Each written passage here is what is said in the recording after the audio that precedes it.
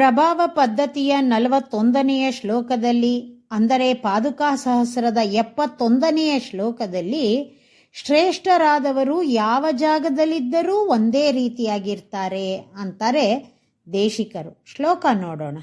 ಮಕುಟೇಶು ನಿವಿಶ್ಯ ದಿಕ್ಪತೀನಾಂ ಪದಮೇವ ಪ್ರತಿಪದ್ಯ ದೈತ್ಯ ಹಂತುಃ ಪರಿರಕ್ಷಸಿ ಪಾದುಕೆ ಪದಂ ತ್ವಂ ಕ್ವನು ಬಿದ್ಯೇತ ಗರೀಯಸಾಂ ಪ್ರಭಾವಃ.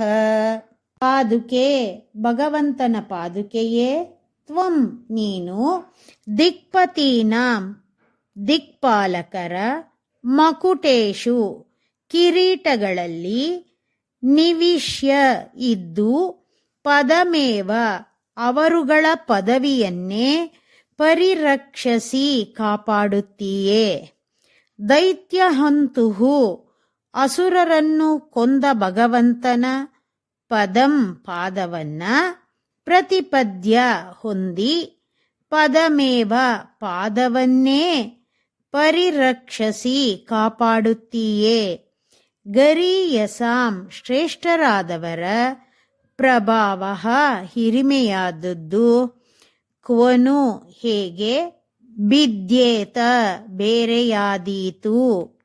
ಇಂದ್ರನೇ ಮೊದಲಾದ ದೇವತೆಗಳು, ಅಷ್ಟದಿಕ್ಪಾಲಕರು ಪಾದುಕಾದೇವಿನ ತಮ್ಮ ತಲೆಯಲ್ಲಿ ಧರಿಸ್ತಾರೆ. ಹಾಗೆ ಧರಿಸಿರೋದ್ರಿಂದಲೇ ಅವರ ಪದವಿ ಅವರುಗಳಿಗೆ ಇನ್ನೂ ಉಳಿದಿದೆ.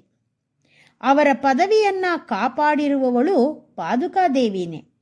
ಅದೇ ಪಾದುಕಾದೇವಿ ಭಗವಂತನ ಪಾದಗಳಲ್ಲಿ ಇದ್ದು ಆ ಪಾದಗಳನ್ನು ಕಾಪಾಡ್ತಾಳೆ. ತಲೆಯಲ್ಲಿ ಇದ್ರೂ ಪಾದದಲ್ಲಿ ಇದ್ರೂ ಪಾದುಕಾದೇವಿ ಕಾಪಾಡುವಿಕೆಯನ್ನೇ ಮಾಡ್ತಾಳೆ. ಶ್ರೇಷ್ಠರಾದವರು ಯಾವ ಜಾಗದಲ್ಲಿದ್ರೂ ಒಂದೇ ರೀತಿ ಇರ್ತಾರೆ ಅಂತಾರೆ. ಪಾದುಕಾದೇವಿಯೇ, ನಿನ್ನನ್ನು ಇಂದ್ರನೇ ಮೊದಲಾದ ದೇವತೆಗಳು ತಮ್ಮ ತಲೆಯಲ್ಲಿ ಇಟ್ಕೊಂಡು ತಮ್ಮ ಐಶ್ವರ್ಯ ಕಡಿಮೆಯಾಗದಂತೆ ಅನುಭವಿಸ್ತಾರೆ.